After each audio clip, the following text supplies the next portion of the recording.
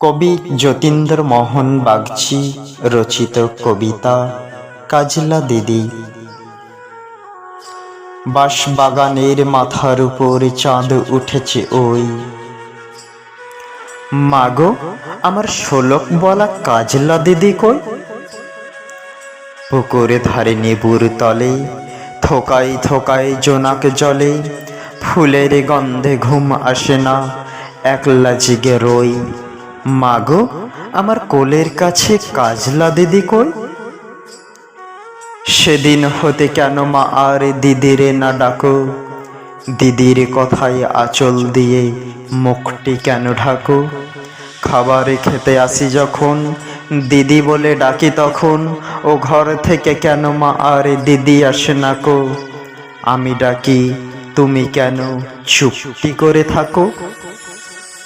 বলমা দিদি কোথায় গেছে, আসবে আবার কবে? কাল যে আমার নতুন ঘরে পুতুল বিয়ে হবে। দিদির মতো ফাঁকি দিয়ে আমিও যদি লুকোই গিয়ে, তখন তুমি একলা ঘরে কেমন করে রবে? আমিও নাই দিদিও নাই, কেমন মজা হবে। ভুঁই চাপাতে ভরে গেছে শিউলি গাছের তল, মারাস নেমা পুকুর থেকে আনবে যখন জল। ডালিম গাছের ডালের ফাঁকে বুলবুলিটি লুকিয়ে থাকে, দিসনে তারে উড়িয়ে মাগো ছিঁড়তে গিয়ে ফল। দিদি এসে শুনবে যখন বলবে কে মা বল?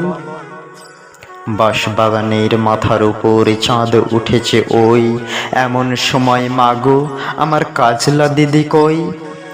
নেবুর তলে পুকুর পাড়ে ঝিঝি ডাকে ঝোপঝাড়ে, ফুলের গন্ধে ঘুম আসে না, তাই তো জেগে রই। রাত হলো যে মাগো আমার কাজলা দিদি কই?